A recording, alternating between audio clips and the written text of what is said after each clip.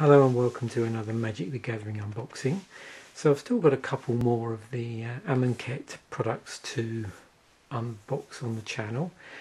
This is the first of the Planeswalker decks that I've got. This is Gideon, Marshall, Paragon.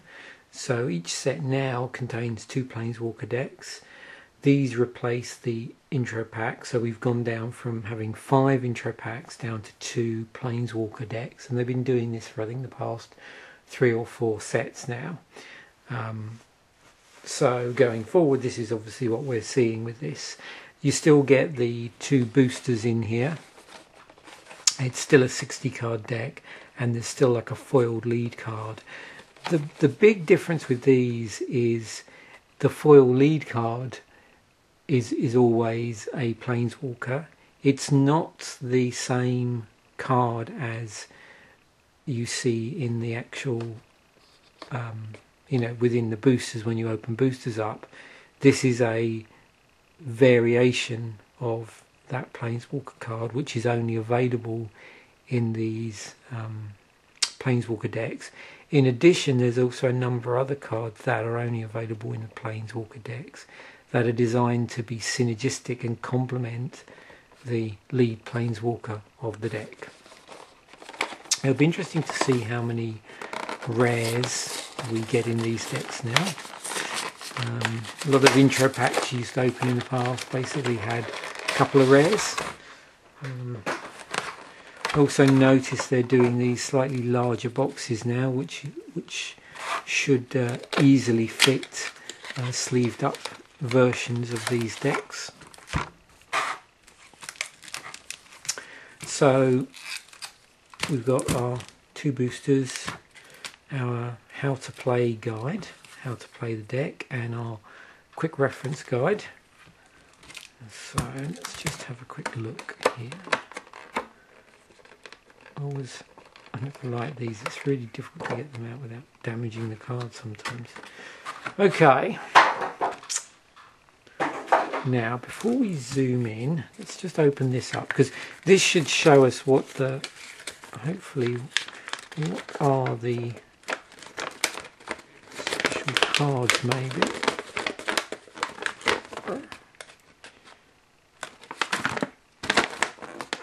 Interesting.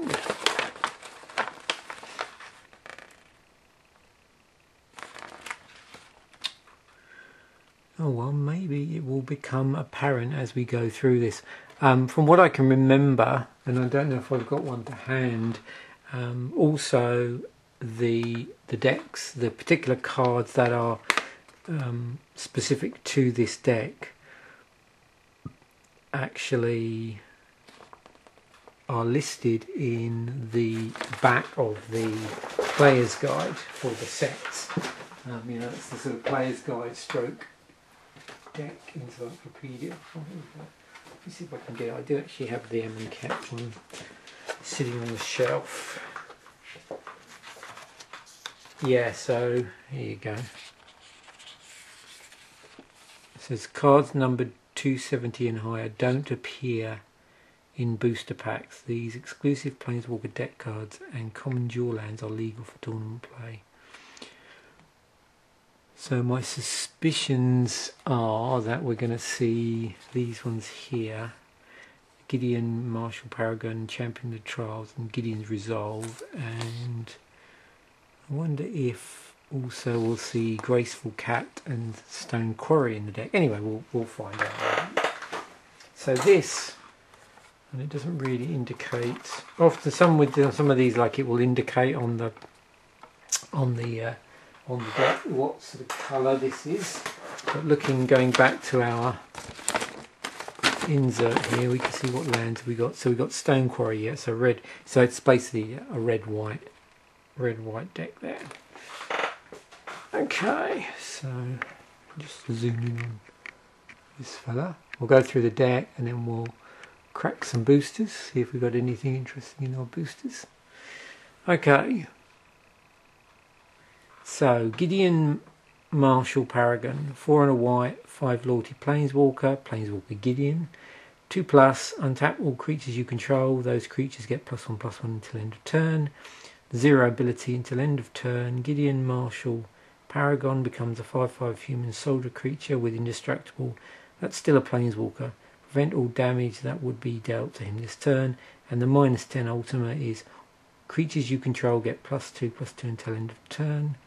Tap all creatures your opponents control. So let's move on to the actual deck.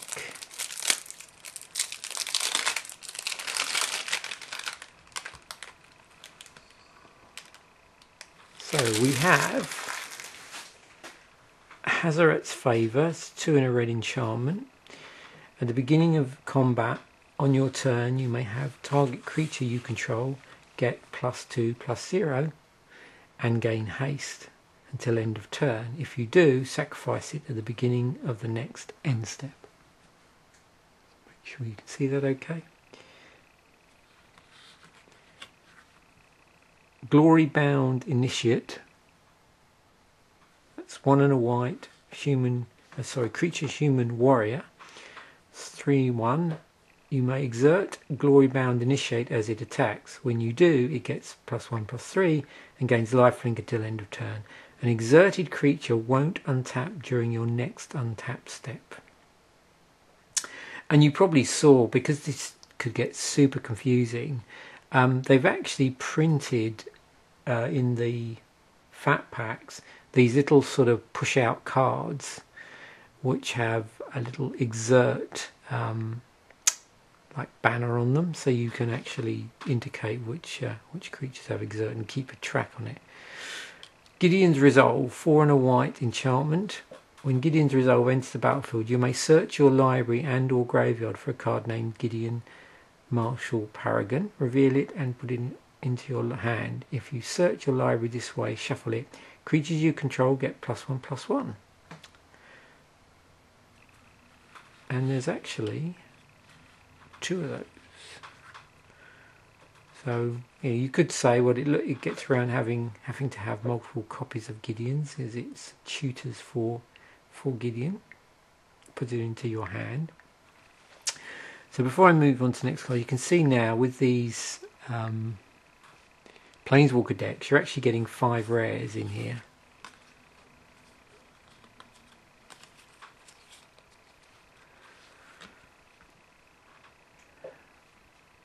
So Gustwalker is in here, and you've got 3 of those. Nephcrop Entangler,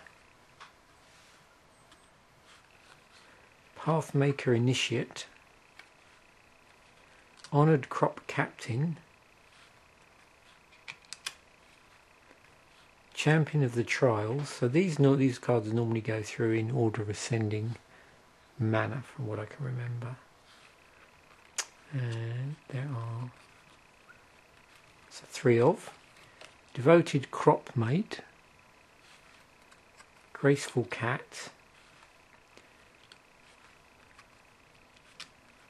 play set of those, Arn Crop Crasher, 3 of those, Sparring Mummy,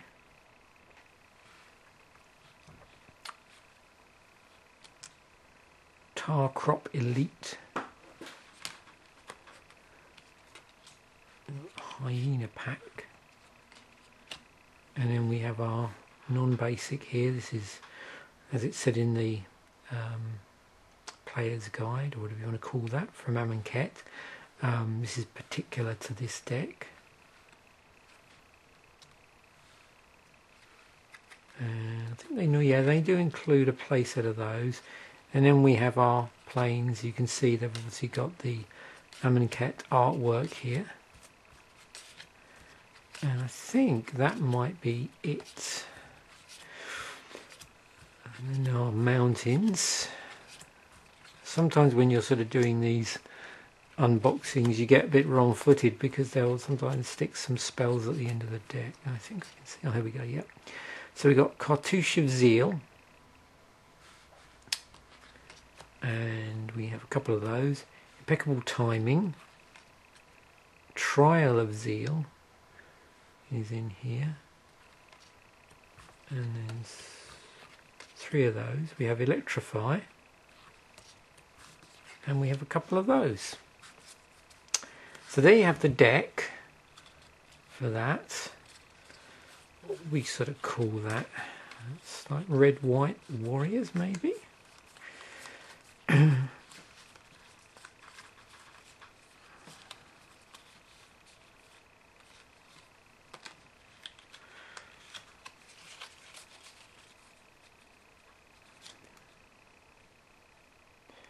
He just generates human soldiers, so maybe red white soldiers, but there's definitely quite a few warriors in there. So let's open up this and see what pulls we can get.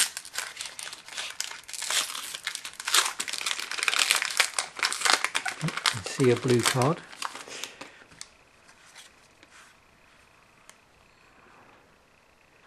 Tarcrop Skirmisher has Embalm on it, so with Embalm, 3 and a blue, exile this creature from your graveyard, create a token that's a copy of it, except it's a white zombie nugget warrior with no mana cost, Embalm only as a sorcery. So yeah, you'll see there's quite a few like Embalm tokens for the set that go with all these Embalm creatures. Bloodlust Inciter, Sacred Cat, that has Embalm on it as well. Compelling Argument, Pouncing Cheetah, Curse Minotaur, Luxor River Shrine, Compulsory Rest, River Serpent, Horror of the Broken Lands. So we're now moving on to our uncommons. So I just stop and have a look at this card because these cards are always interest me. So Wizards, when they design sets, will have these sort of, I suppose you call them draft indicators for archetypes, where they'll put in certain 2-colour cards at uncommon, or well, basically multicolour cards at uncommons often, and it sort of gives you a clue as to, you know, certain 2-colour draft archetypes you could draft, or you know, maybe force, or whatever you want to do it when you're drafting. So this one, what it's sort of telling you is you've got this sort of blue-red flyer, which cares about the number of instants and sorceries in your graveyard. So, you know, blue-red cares about instant sorceries. Draft deck maybe. Warfire Javelineer, Baleful Amit. Harsh Mentals are rare, so 1 and a red gives us a 2/2 creature human cleric. When an opponent activates an ability or of an artifact, creature or land on the battlefield, if it isn't a mana ability, Harsh Mentor deals 2 damage to that player. We've got a forest and a regular zombie token there. So we'll keep our eyes out for any Embalm tokens as well.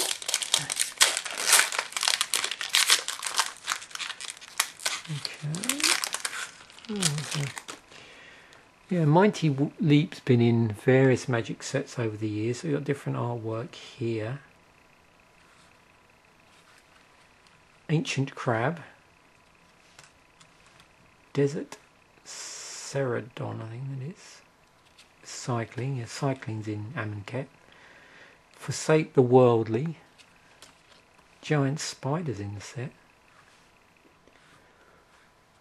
Different artwork from previous, if you're particularly used to seeing Giant Spider in, say, a core set. June Beetle, Sun-Scorched Desert. There's some deserts at common. Splendid Agony. Yeah, -1/-1 counters are a thing in this set. Pursue Glory, another card with cycling on it. Naga Vitalist,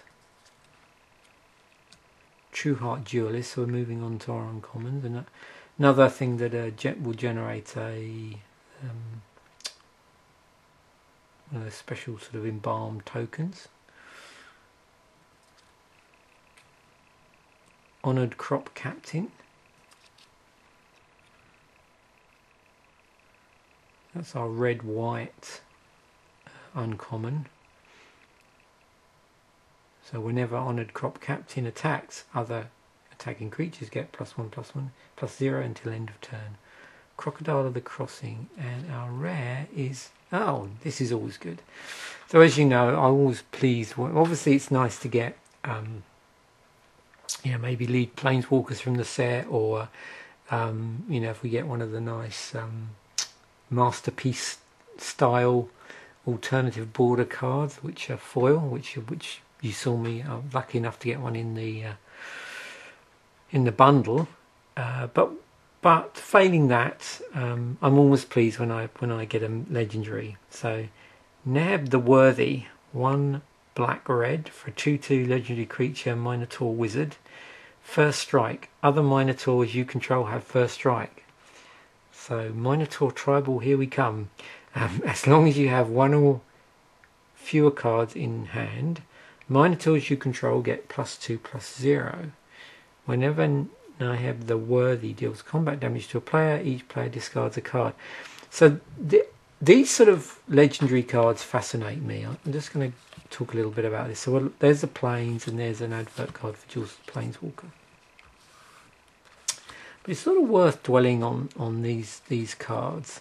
So what's nice, you know, what I like about this sort of card is you've got all these multi-levels here. There's all these various abilities. You've got a card in black-red that cares about other Minotaurs that you control. It also cares about how many cards you've got in your hand. So clearly, in order to benefit from your Minotaurs getting +2/+0, it wants you to, you know, basically empty your hand, like have 1 or fewer cards in your hand. And whenever it deals combat damage to a player, each player discards a card. And that's, you're dealing combat damage to 1 player, but it's each player discarding a card. And that's including you. So we've got a card here that cares about number of cards in hand and cares about emptying people's hands. And the reason why I raise this is because if you're, you know, deck building, say specifically for multiplayer, and I'm thinking specifically about EDH Commander here, you know, it gives you some really interesting areas that you can go with your deck building, in terms of, you know, looking at the way, you know, how does your deck, you know, if you go Minotaur Tribal, not only that, but what cards you've got in there that synergize well with the fact that, as well as other, you know, players emptying their hands, you're emptying your hand. You know, those cards could potentially be going into your graveyard. Maybe you're ensuring that you don't have anything that you need to discard. You know, all these other things. So yeah, very interesting cards. You know, these modern legendary creatures. I mean, obviously, if you go back to the original Legends, you're probably aware that there was an awful lot of legendary creatures there that really did nothing. They were just vanillas. But yeah, the modern legendary creatures are very interesting cards from you know, a inspirational design perspective, I think. Okay, so there you have it. That's the what's that called? Gideon deck. Yeah, Gideon Marshall Paragon. And with, you'll be pleased to know, well, I'm pleased to know, correct size deck boxes, even though they are a little bit flimsy. But then, of course, with Wizards don't want to do the deck box manufacturers out of business. Thanks for watching. Bye for now.